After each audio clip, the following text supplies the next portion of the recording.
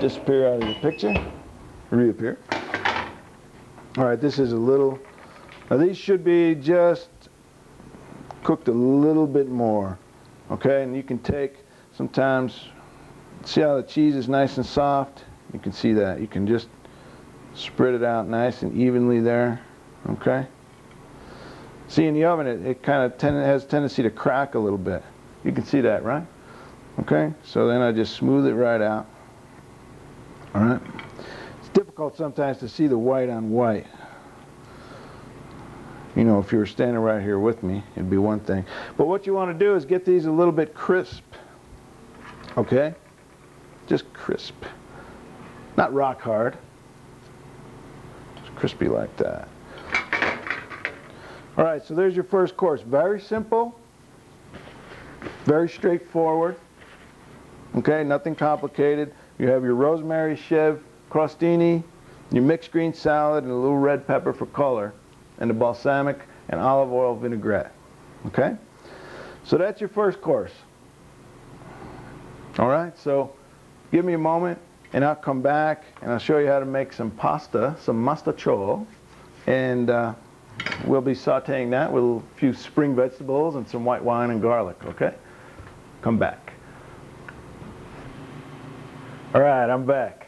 Now, what I want to do is show you phase 2 of our springtime dinner. I have some mastacholo pasta that I cooked ahead of time, partly because 2 reasons. One is that if you were paying attention, I showed you how to cook pasta, so I don't need to repeat myself there. The second thing is, in a perfect world, you're going to cook your pasta and it's going to be finished just as your sauce is finished.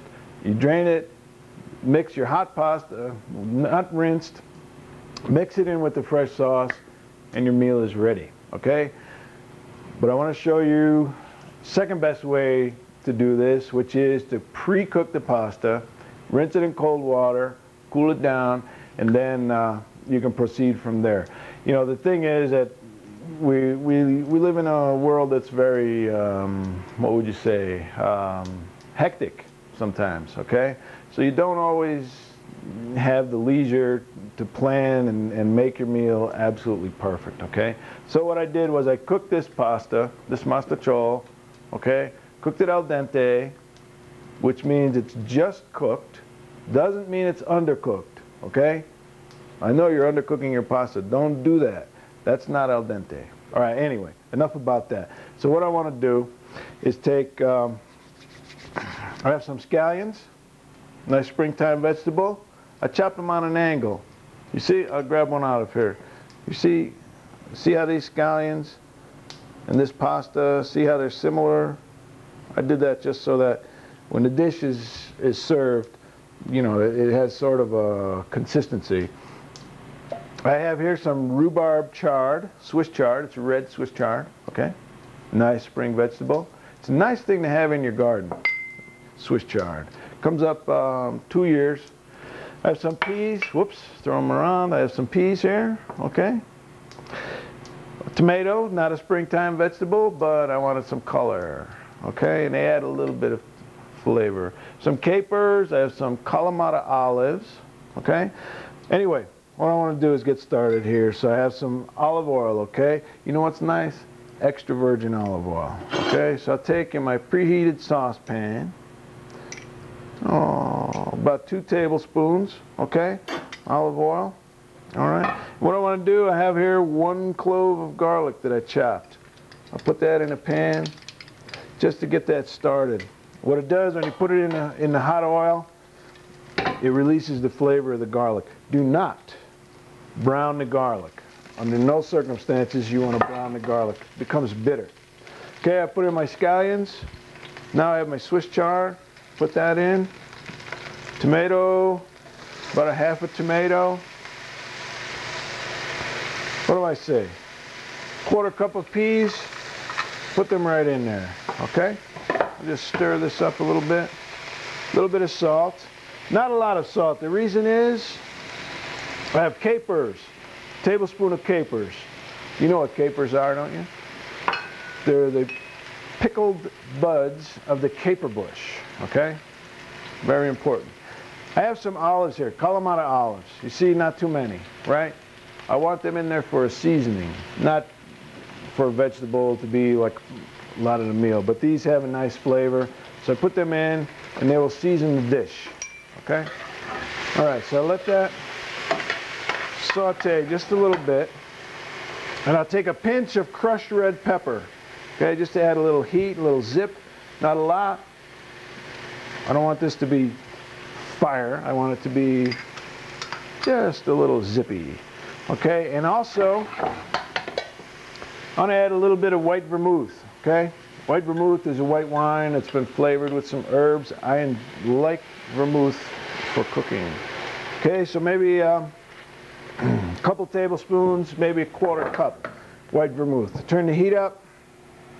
Let this simmer a little bit. Excuse me. Springtime. I get allergies. I have a little water here. Hay fever gets my voice sometimes. Sometimes you'll notice that this dish, the water, that liquid will all evaporate, okay? So I have a little bit of vegetable stock. Remember when we made that? You remember how to make that, don't you? Sure you do. You're paying attention, smart people. Okay, so here we have everything in the sauce. I let this simmer a little bit, all right? This is not going to be a heavy, tomatoey sauce. This is more what you want. When the weather just turns warm and you're able maybe to, in the afternoon, Saturday, Sunday afternoon, you can sit out in the sun and eat outside. You want something light, right? So this is going to be light. In December, you want to have a heavy, rich tomato sauce, but not in the spring. Okay, so let this cook a little bit, let the flavors blend.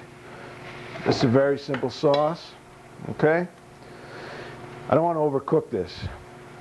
Because of the delicate nature of the flavor of this, this is not something that you want to cook all day. So as soon as these vegetables are a little bit tender, which is what they are now, the tomatoes still hold their shape. You can see they're not falling apart, they're not becoming mush, all right? Then I want to take the pasta, okay? I put some of the pasta in the sauce, okay? Stir it up. What you want to do is let the vermouth, has alcohol in it, let the alcohol cook off in the vermouth, all right? There's two reasons. One, maybe you don't want to have an alcoholic beverage for your dinner. The other is that the alcohol gives food, in my opinion anyway, a little bit bitter taste. Okay, if you like that, fine. You know, that's okay, no problem. If you like, you know, if you want to eat and have your dinner be a party, combine the two, that's fine too. But I don't prefer it, so I let this cook just a little bit. All right, see the nice color you got? So, what I want to do when I serve this is I have some fresh grated Parmesan cheese, okay? I grate my own Parmesan. Can you see that? See, it comes out a little different than the stuff you buy in a can. You can also buy, I'm going to shut this off. You can buy freshly grated Parmesan in grocery stores now. Couldn't do that years ago. When I first started cooking, you had the can or you grated it yourself, and that was it. Okay, so you can see that?